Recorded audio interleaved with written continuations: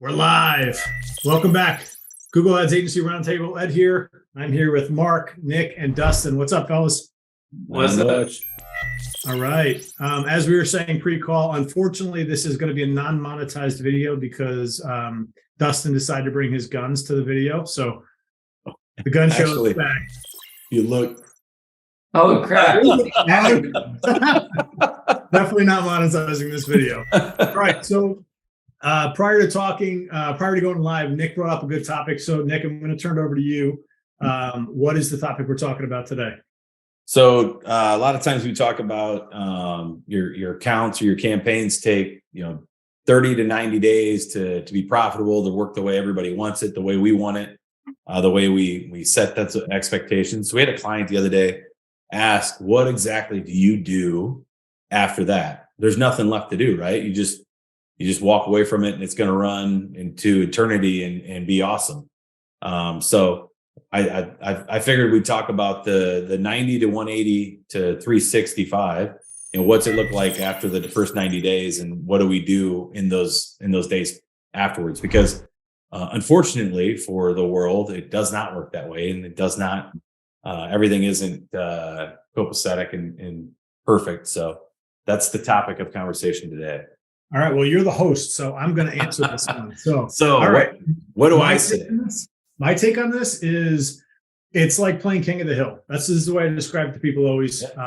When you're a little kid, you're playing King of the Hill. You work your way up the hill. You're climbing over your buddies. You finally get to the top of the hill. Then you got to turn around and wield the sword on everyone else trying to come up the hill to take your position. So it's the same thing. You're always split testing. You're always changing ad copy. You're always finding keywords that are or are not working. As an example, junk removal in Los Angeles might be a killer keyword for you. It's doing really well, and all of a sudden it stops working. You got to take that out because that's fat in the campaign. There's always fat to be cut. Things change. Things need to be redialed in because you're not competing in a vacuum. You're competing against real people in real time, entering and exiting the auctions. So you're never competing against the exact same people all the time. It always changes. New businesses are popping up. Old ones are falling out. That's just on your competition side. Then you've got all the changes Google's making constantly.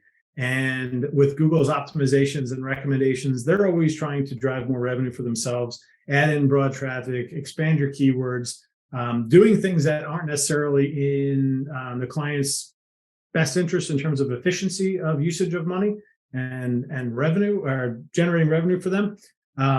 So those are all things you got to always be careful of. Just keep in mind, you're not competing in a bubble. Just because you've gotten good at blackjack does not mean you just start playing an autopilot. You always have to look at the cards you're dealt and always make decisions on if you're going to go all in or fold based on how things are going. So that's my take on it.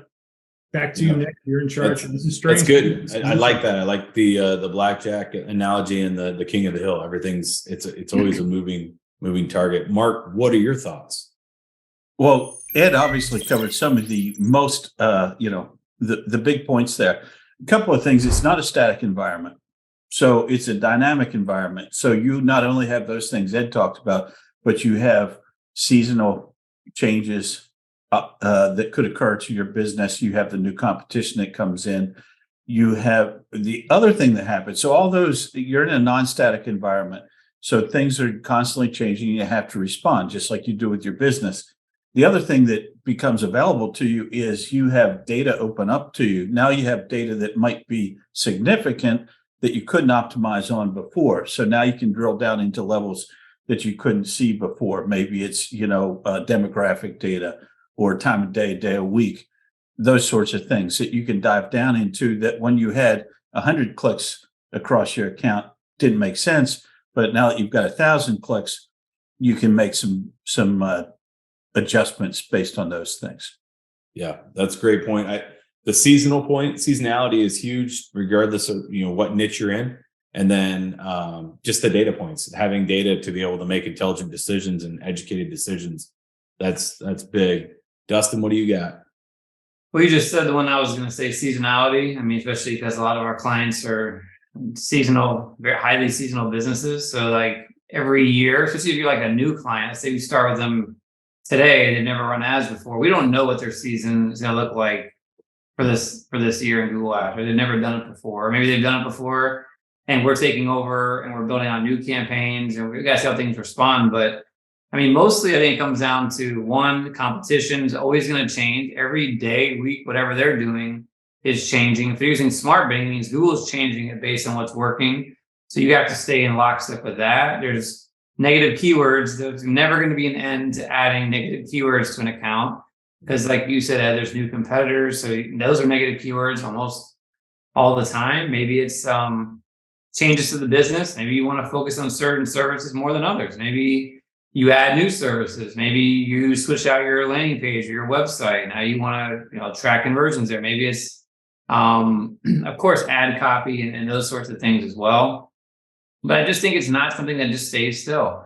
And if we can improve, let's say nothing really big does change, there's no additional services or whatever. If we can improve a campaign, 2%, 3%, 5% a week over the course of a year, you're looking at a 200% or more increase in performance. And maybe it doesn't look like you're spending twice as much, so maybe you're just more efficient. Maybe you're not spending as much here, or maybe you decide that I want to spend more. I want to grow this year. Well, you can't just run a campaign, leave on autopilot, and expect it's going to hit those goals. So I think a lot of it is like talking to the client, figuring out what is the goals of the business, and making sure that the account reflects those goals, because most of the time it doesn't.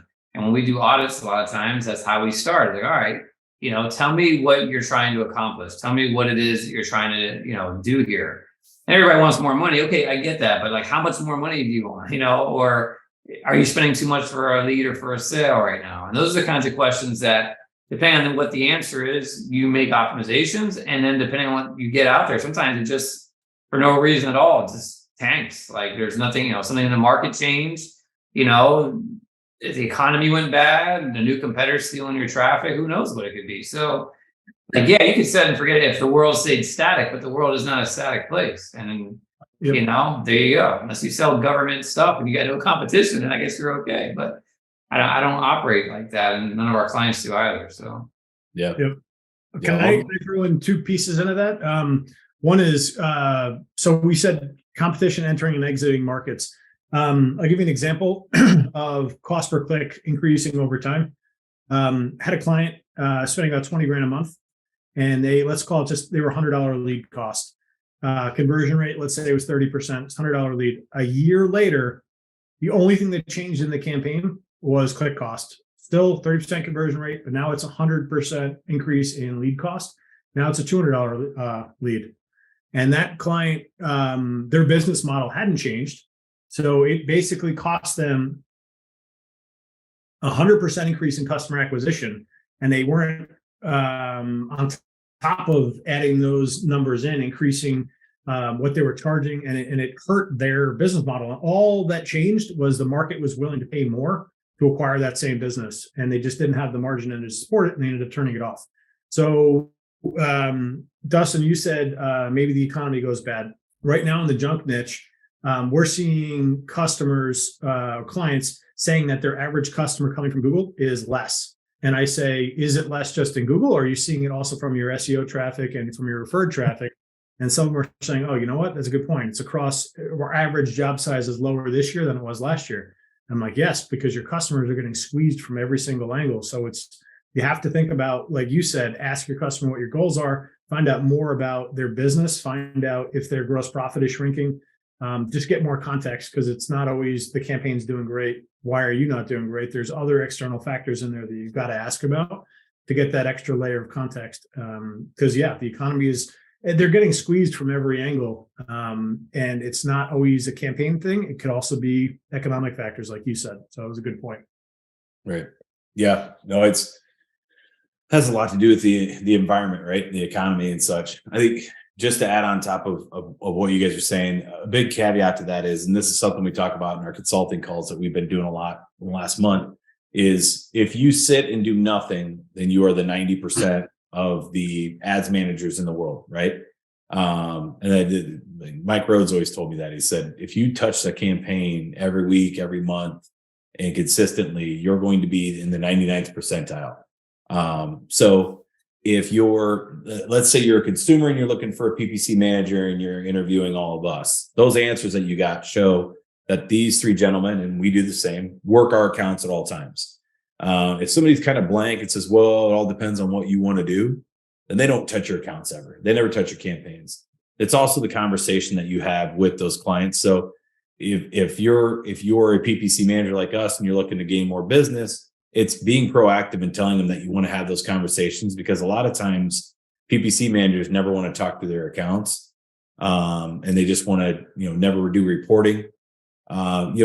I think going that extra mile, if you're starved for clients and starved for accounts, be proactive in that sense. If you're not starved for clients and accounts, don't do it. I mean, there's differing opinions on how often they want to talk to their clients between these four right here. I think we talk to them a ton. I think some people on here don't prefer to talk to them, which depends on what the model is, right?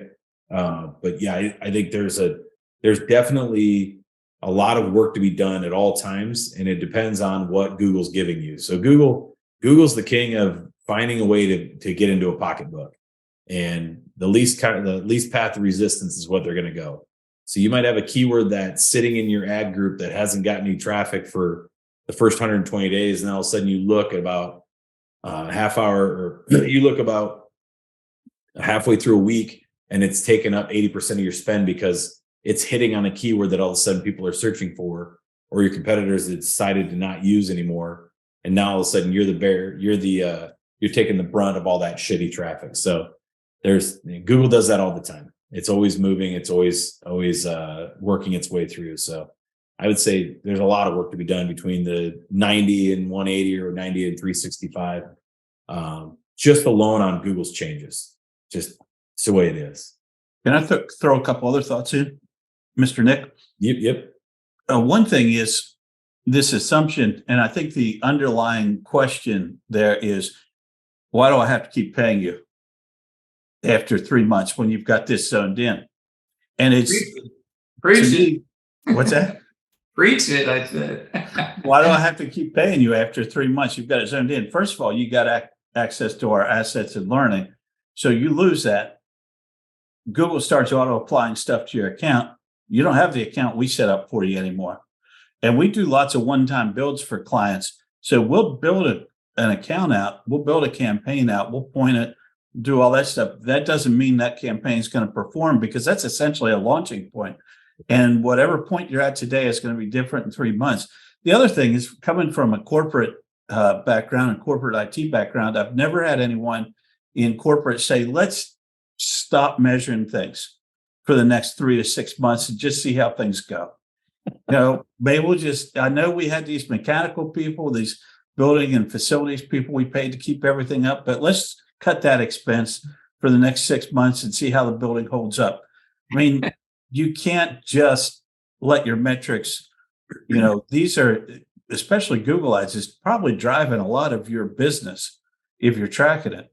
And you can't just walk away from having someone that knows what they're doing, monitor and manage that stuff, and walk away from it and just assume everything's going to be, copacetic 6 months from now. Yeah. You know what comes to mind is that saying, an ounce of prevention is better than a pound of cure.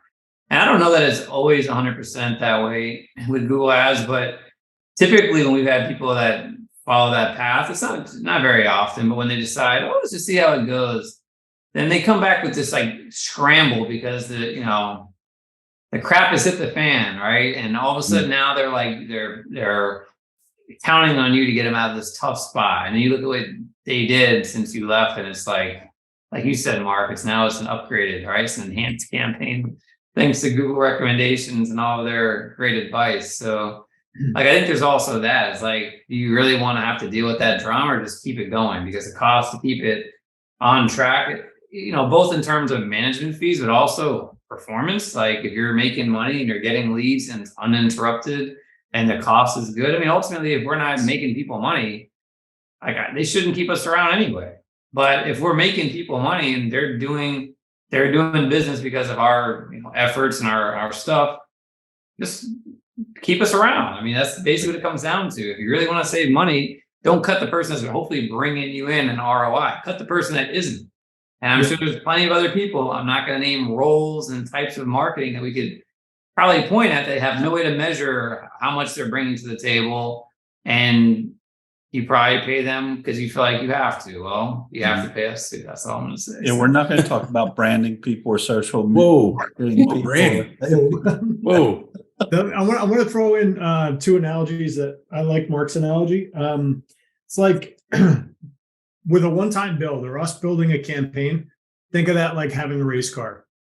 So we're not putting a Honda Civic on a track. We've got an actual race car that's going to run a NASCAR race. Having the car doesn't mean you're actually going to be able to compete on it. You need to have a professional driver in there that can handle that thing. Let's say you're halfway through the race, the driver is in control and doing well. That doesn't mean that they go put an amateur driver in place to try to finish the race and actually win. It's like the equivalent of a marketing manager that's brought in house, a jack of all trades that they can manage the pieces. If that person hasn't actually successfully run Google Ads campaigns in the past, it's like putting an amateur driver in front of a race car or in a race car to drive it. An alternative comparison would be like a starting pitcher in Major League Baseball. They transition to closers. Those closers are also professional pitchers. They're not amateurs coming in to try to close a game. So it's a professional to a professional. So a starter to a closer. There is something to be said in what Mark said, the model where someone goes in and does a one-time build and hands it off to an internal team because it's more efficient that way. But that team's internal and they're actual PPC managers. Handing it off to a jack of all trades marketing manager is a potential risk because, as Dustin said, the opportunity cost of starting over, because once you've burned a campaign's data, you've ruined it. And a lot of times it has to be started over from scratch.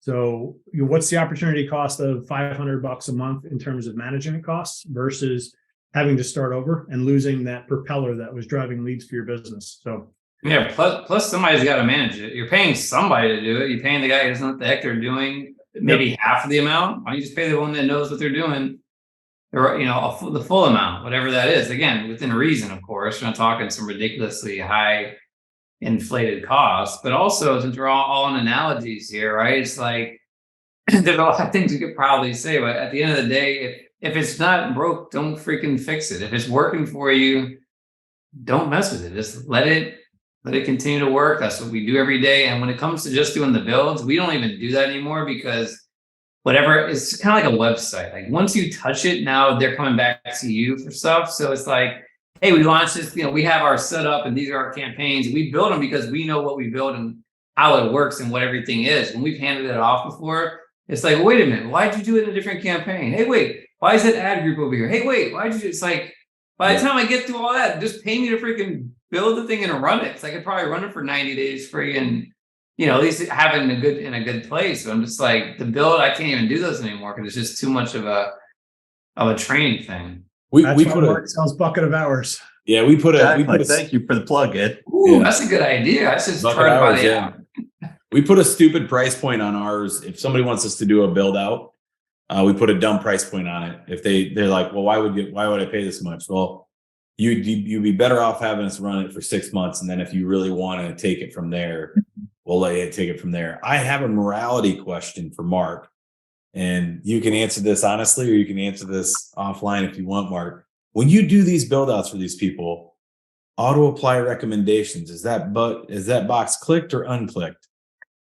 If that's something that we think about, we unclick it.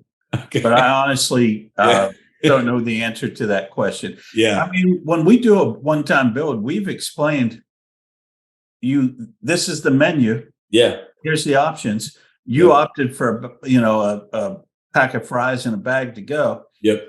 So you're not getting the whole dinner. But cup of coffee and a lemon. In theory, we do most of that for agencies, and in theory, most of them should know what they're doing, but we all know. Well, we all know how that goes. I mean, I think the other point, going back to your original question, is you're going to spend more money if you have any sort of ad budget. You're going to spend more. You're going to waste more money than you pay us. Yep. So that's in the end, that's the bottom line. Do you want it done or do you want it done right? And that's honestly, that's the question you should ask, and that's the question that we ask people when they say that. Do you want it done or do you want it done right? That makes sense. Mark, you said something. I think a lot of these guys do have good intentions, but maybe don't necessarily have the budget to support back-end management, but have oversold it to somebody and don't have the fees on the back end to actually support management. Yeah. If that's the case, you shouldn't be selling Google Ads management. Mhm. Bingo. Yeah. Oh, now we're talking about the white label side. Yeah, I've got definitely, we don't do it anymore for lots of fun reasons, but I think you're right. Like if you don't understand what you're selling, how can you sell it? And if you don't know how to set expectations, and it takes time to know how to set expectations. You've had to have done this a few times, or your white label partner has to have done this enough. And you need to get with that white label partner maybe before you sell and promise anything. Like you're setting yourself up to look really bad. And then usually the reason why we stop doing white label is because crap rolls downhill. And then it's like the white label partner's fault that you made this promise that when in reality, you look at it like, why would you ever tell somebody you could accomplish this? You know, a $500 budget, but they want a 10x ROAS. They're a new business. They've never sold anything. Yeah, okay, that's going to happen. Like it's just craziness. So I think there's part of it is like being educated, having realistic expectations. And if you buy a setup from somebody like Mark, you spend some time getting to know what he did and maybe buy some hours from him so you understand what you should probably do next, right? Right. Buy hours from Mark. Don't just Nick, wing if it. you could also make Work. if you could also make a plug for our hourly buckets, I'd appreciate it. Ed and Dustin have helped me out here. Yeah. Go back and if you're an agency owner watching this, go back and watch all of these Google Ads agency roundtables. We've talked about setting expectations. We've talked about a lot of this stuff.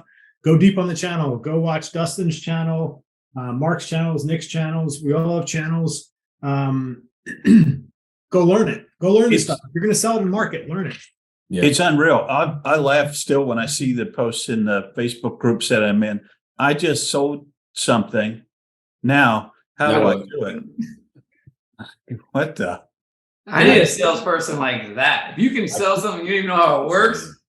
Happens all the time. The problem is that it's a digital marketing agency owner that's asking that goddamn question. Yes. That's the issue. Yeah. That is the problem.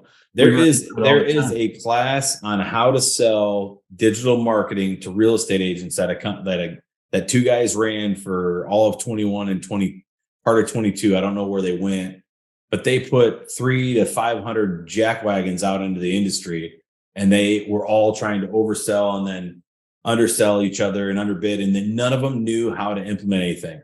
None of them. I had one of those guys sending people my way for like 3 months, and everyone came to me with, I just sold this client. I guaranteed them this many leads a month. How many leads can you guarantee? Well, I live in the real world, so I guarantee no leads. Oh, gosh. Death and taxes, that's your guarantees. You can't. I mean, honestly, we administer a piece of software that we know a lot about, and then that's half of it. And the other half is magic that you have to try to figure out. And it's different every time. The only experience and time in the market, and frankly, for what we charge, they expect so much. And throw in one extra piece to the conversation earlier. What worked in the first 90 days could all of a sudden just stop working. Mm-hmm. In day 91 or day 81 for whatever reason. We have no idea why. It just could stop working, and then you've got to be able to split test on the fly, rechange ad copy, all sorts of different things that you've got to troubleshoot to figure out what the issue was. Those things happen. So all of a sudden, you look at Auction Insights, and you're at the bottom or whatever tool you use, and things change. It's a dynamic world. Unfortunately, do you want your leads to keep coming in, or do you want to have to start thinking about your Google Ads campaign? Aren't you running a roofing company or a real estate company or trying to sell houses? And if you don't want to think about a Google Ads campaign, you can buy a bucket of hours from Mark. There we go. Closed. You will talk about it for you. Sweet. Well, actually, to close it out, to close out the loop here, Mark, why don't you tell us about your bucket of hours? What does that look like? Bucket of hours is an option where if you don't want an ongoing service from us, you can buy a bucket of hours. Oftentimes agencies do this, where we might work on a variety of your clients. You can buy as few as 5 hours or as many as you want. The more you buy, the less it is. We just pull you into Slack and work with you and work with your clients. And it's a good solution for some people. Do they have an expiration date? They do not. Oh, that's awesome. Nice. Wow. That's like a bucket of beers, basically. You go out and you buy a bucket. There's an expiration on Yeah, those those. things go bad. Yeah, go bad or get cold or get warm. They don't last Yeah. very long. They don't Our last. hours stay chilled. Like it. They Yeah, we stay- even provide glasses. No, we don't provide glasses, but One thing I was going to mention, since we're all talking about this, and this is something that I get from clients, but also the way they agencies, when we talk to them, or we used to talk to them, is that they think like, Mark's magic campaign, like we've got the secret that if we unveil this thing, it will make sure, like, it's guaranteed. It always works. The landing page template, this and that. I think that in a lot of ways, it's like you said, it's a launch point. It's something that we has worked before. It's proven. It's built by best practices. But there's always your market. I mean, we've run campaigns for the same niche in a bunch of different markets, and they don't always work the same way. There's some that are just outliers, and I can't figure out why. I mean, we have an HVAC account that's in that category right now. I'm like, why is this taking such a long time to get enough traffic, enough traction? It just happens that way. It's not that we don't use the same keywords, the same, strategy. It's just that not every market is the same. So I think there's also that perspective of just understand that, everything is unique. Even if you follow the same template and the same approach, it's not always going to be exactly the same outcome. And again, big reason for that could be seasonality, locality, competition.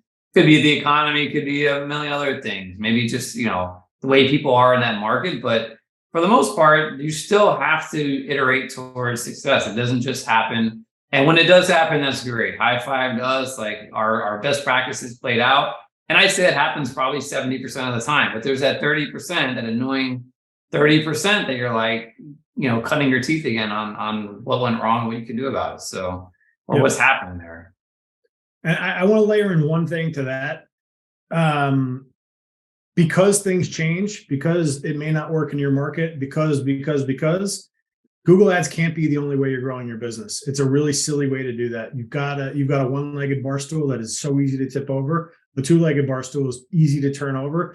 You got to get to 3 sources of leads on how you're going to grow your business, and then you've got stability. If you add a 4th leg, a 5th leg, a 6th leg, a 10th leg, those things become way more stable and almost hard to knock over. At least three lead sources coming in predictably for stability in your business, just like a bar stool. So thank you for bringing that up, because that's something that always hurts my brain when I think if we're their only lead source coming in for a company, you're setting yourself up for potential failure, because shit changes in markets. These are markets. These are stock markets. These things change.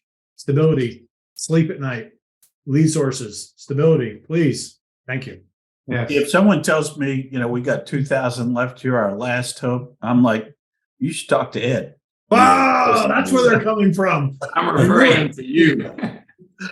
Because I don't want that on me. Uh-huh. Me neither. To what you were talking about, Dustin, I still have one landscaping client in one location that bugs the heck out of me, because we work with landscapers a lot and it always works. And then this one didn't work. And then you go back and look at it. What can we do? What's different? This is right. This is right. Everything was right. It never drove any freaking leads. That's one time, and it still bugs me. I still have not a clue.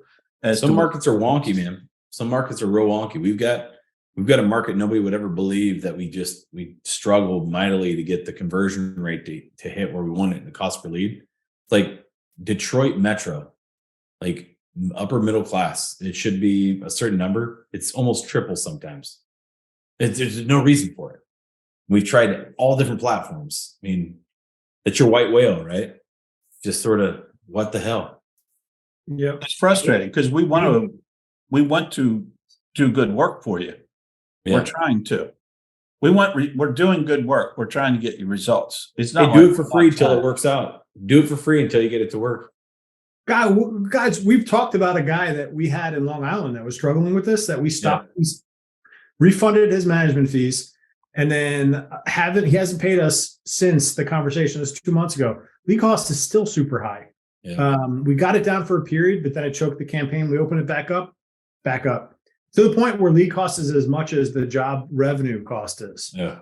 Yeah. And it's like, who in this market is functioning like this? It's something's off. And we have to think of other ways for this guy to bring in business because it's not effective in current format. So It could be a loss leader too. There could be, there's always that outlier, and that might be a time for another conversation. Like, there are people out there that do loss leaders. I remember this is the first lesson I got in business when I worked at a grocery store, and I said, how come our potato chips are cheaper than the competitor? Like, do we make money? And they're like, no, we lose 5 cents for every bag we sell. But we know when they buy that bag of potato chips, they're going to buy a 12-pack of Pepsi. They're going to buy this.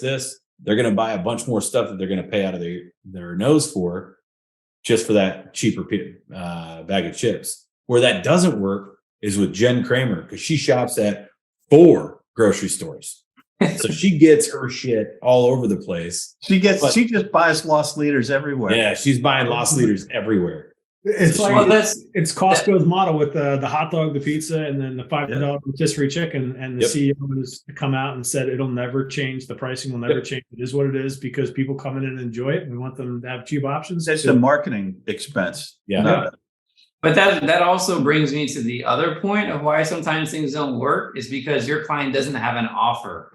That's like one of the biggest things. Like we're talking to another HVAC client, and the question is, all right, when somebody's looking for HVAC in your market and they see 20 other people on the page, what can we say about your company that stands out compared to everybody else, right? Of course, you don't know what their ads say, but just you're a business, like, how do you win? And if your answer is we have great service, read every ad on that page and every organic result, and I can almost guarantee great service is mentioned everywhere. So if you're a consumer, it means almost nothing, because what are you going to say? Okay service? Well, we're all right. No, you're going to say great service. Everybody says it, but what other offer can you make? It doesn't have to be a discount all the time. It could be a value add. It could be a different way of positioning things. Like maybe you've been in business for a long time. Okay, that's like a really weak one, but at least people know you've been around a little while, right? So that's better than nothing, but it's not an offer, right? Maybe it's virtual estimates where everybody makes you drive out or everybody wants you to drive out to the house and they have to wait around and make an appointment. That could be one thing that could be valuable because you're saving time.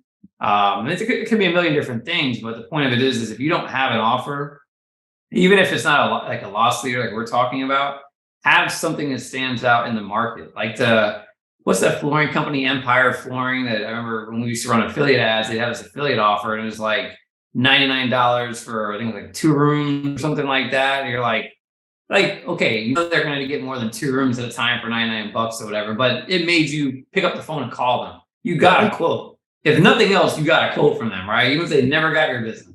I think they ran into some issues with their flooring practices.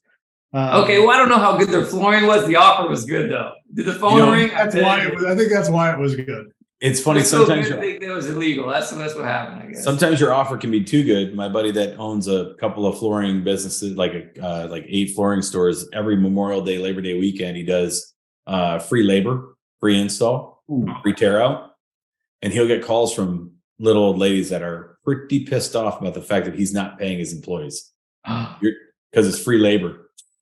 Free labor. That's awesome. Well, he's like, no, they're getting paid. I'm paying out of my own pocket. Like, you've got to pay those people to work for you. Like, they have families too. Oh, that's amazing. How does that work? I usually have to give people the day off. I can't make them work for free on Labor Day. Yeah, right. That's how we work here. I call those ads that you're talking about, Dustin. I call those the "we exist" ads. That's all they're saying. We're here. I mean, it's better than not being there, but it's not really saying much. In fairness, for 80% of local businesses, That's it. we're managing the Google ad campaigns. That's all they really need. But the ones that are troublesome and can't break through, and that I think is where you run into bigger issues. If you had an offer and you had some unique selling propositions that Dustin was talking about, things would be a lot easier. But yeah. The other thing, and this might not be the call for it, is, we have niches that we work in, and sometimes you hit an area that doesn't work. There's niches that should work, in my mind, that don't work, or I can't make work, and I don't know anyone else that can make them work. So that's a weird thing too. And their service niches type of things.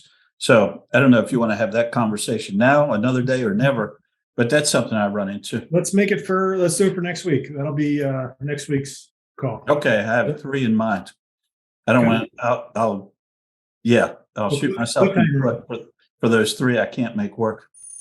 Send those over in chat so I can make sure I can disprove them. Yeah. Point counterpoint. What are you talking about, Mark? You're an idiot. We're gonna end on that part. Hang on, I'm gonna stop the recording.